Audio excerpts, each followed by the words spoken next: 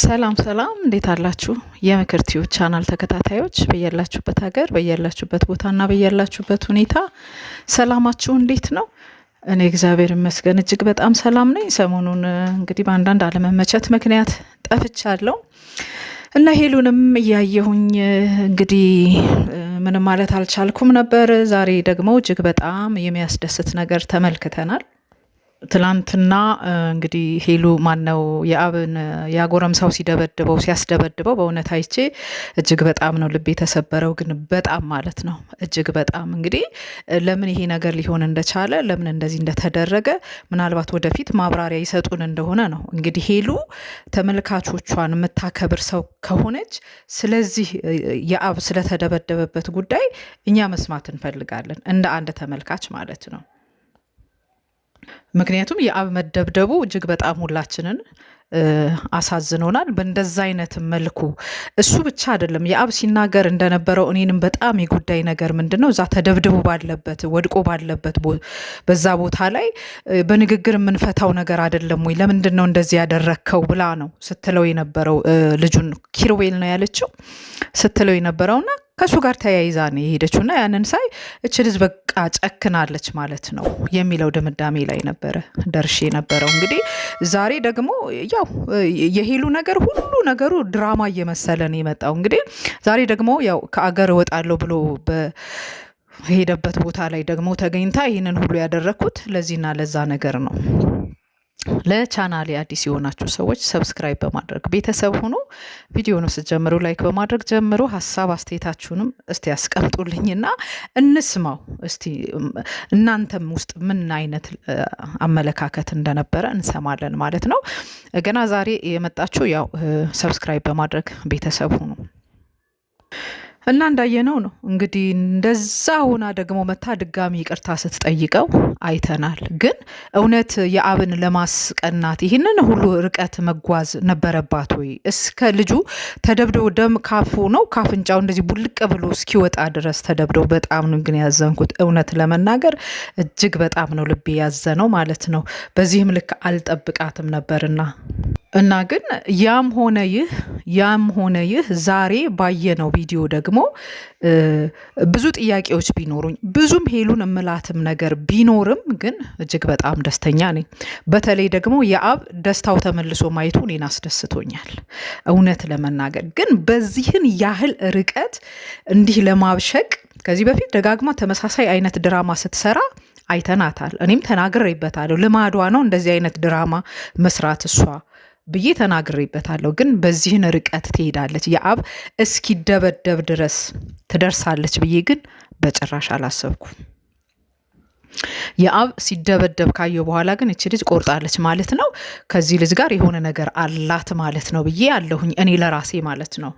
ያም ሆነ ይህ ግን እንኳን ደስ አላችሁ። እንግዲህ እኔ በተለይ እንኳን ደስ አለህ ማለት የምፈልገው የአብ ስራን ነው። የአብ ስራን እንኳን ደስ አለህ እግዚአብሔር በቃ ይሄንን ነገር ፍጹም የሆነ ሰላም እንዲያደርግልህ እኔ ምኞቴ ነው። ከዚህ በኋላ የምታዝንበት ነገር እንዳይፈጠር፣ የሚያሳዝን ነገር በመካከላችሁ እንዳይሰማ የኔ ምኞት እና እንኳን እዚህ ጋር ደረስክ። በእውነት እጅግ በጣም ደስ ብሎኛል ስለተፈጠረው ሰላም እጅግ በጣም ደስ ብሎኛል። ግን ለምን ተደበደበ? ለምን የአብን እስከ መደብደብ ድረስ ደረሰ ልጁ? ምክንያቱ ምንድን ነው? እዛ በቃ እሱን አፍቅሬያለሁ ብላ እላዩ ላይ ትለጠፍበት በነበረበት ሰዓት ይሄ ሰው ምናልባት ይቺ ልጅ አፍቅሯት ይሆን? እኔ አላቅም። ብቻ ግን ከዚህ በኋላ ደግሞ ልጁ ራሱ በሄሉና የአብ ስራ መካከል ችግር ፈጣሪ ሆኖ እንዳይመጣ ደግሞ ስጋቱ አለኝ።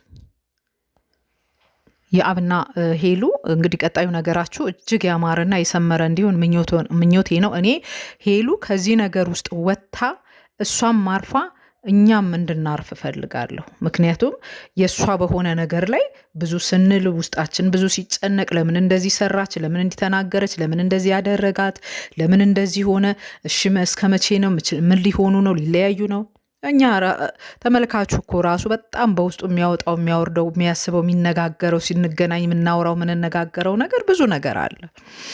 ብዙ ነገር አለ። ምናልባት ከያዕብ እኩል ተጨንቀን ያለን ሰዎች ብዙዎች አለን እና በሄሉ እንደዛ መሆን ደግሞ አንጀታችን ርድብን ብሽቅ ያልንም ደግሞ እጅግ በጣም ብዙዎች እና ይህንንም ያደረግኩት ለፍቅር ብዬ ነው ብላ እንግዲህ እንደዛ ሆና ይቅርታ ስጠይቅ አይተናታል። ግን እኔ ስህተትን በስህተት ለማረም ግን መሞከር እስከ መቼ ድረስ ነው የሚለው ጥያቄ ግን አለኝ። ስህተት እስከ መቼ በስህተት ለማረም ሄሉ እስከ መቼ ድረስ ነው ይህንን ሂደት የምትሄደው?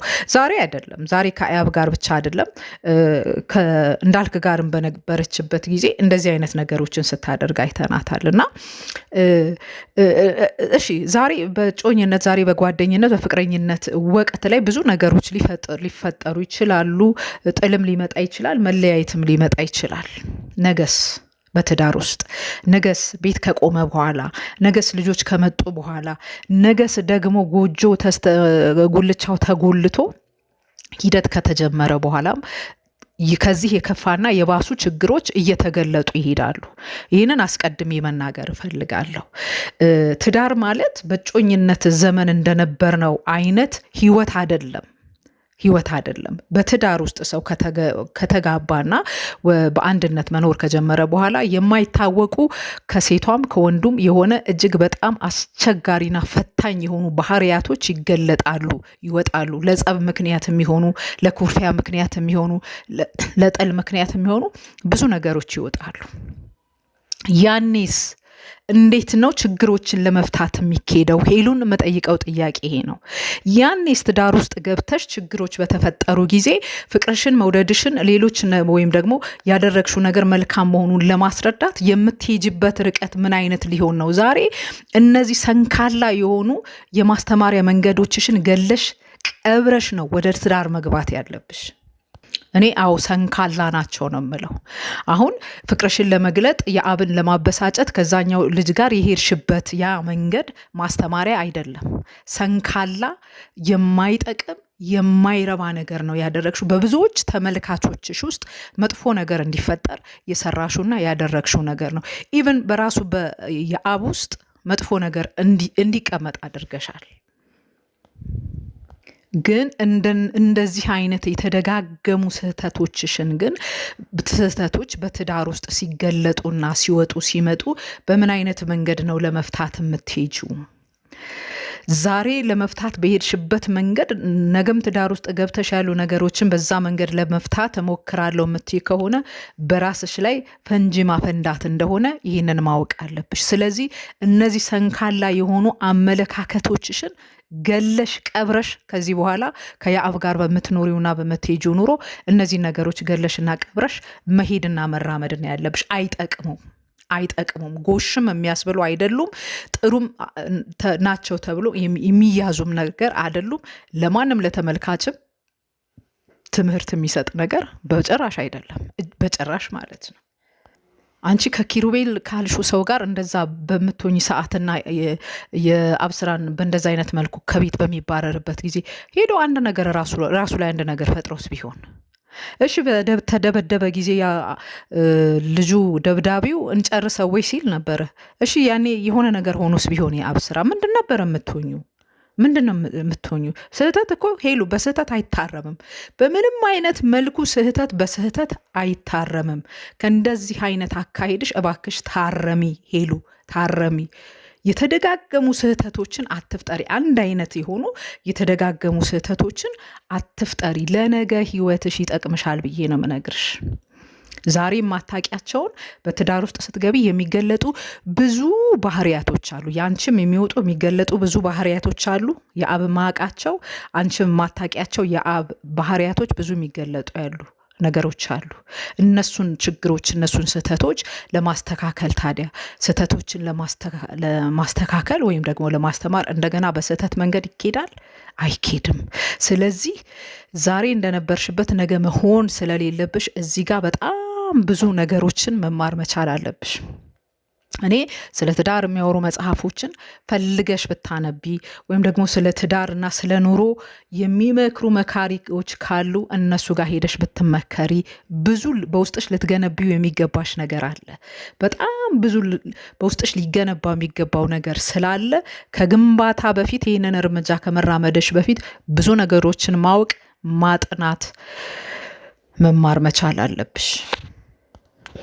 ያም ሆነ ይህ ግን በአንቺና በያብ ስራ መካከል እውነት ትክክለኛ ሰላም ተፈጥሮ ከሆነ ይህንንም ሁሉ ሂደት የሄድሽው የአብን ለማስተማር ብለሽ ከሆነና ትክክለኛ ይቅርታ ጠይቀሹ ከሆነ በጣም ነው ደስ የሚለው። እጅግ በጣም ደስ ይላል። ደስታሽ ደስ ያሰኘናል። የሱም ደስታ ደስ ያሰኘናል።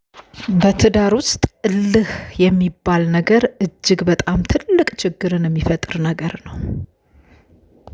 እልህ ተያይዞ እልህን ለማስጨረስ መሄድ ማለት በትዳር ላይ ቦምብ እንደ ማፈንዳት እንደሆነ ሁለታችሁም ልታውቁ ይገባችኋል። ሁለታችሁም ያላችሁ ባህሪ አንድ አይነት ባህሪ ነው። እልህኞች ናችሁ። ይህንን እልህኝነታችሁን ግን ወዲሁ ጥላችሁ አስቀምጣችሁ ነው ወደ ትዳር ወደ ጎጆ መግባት ያለባችሁ።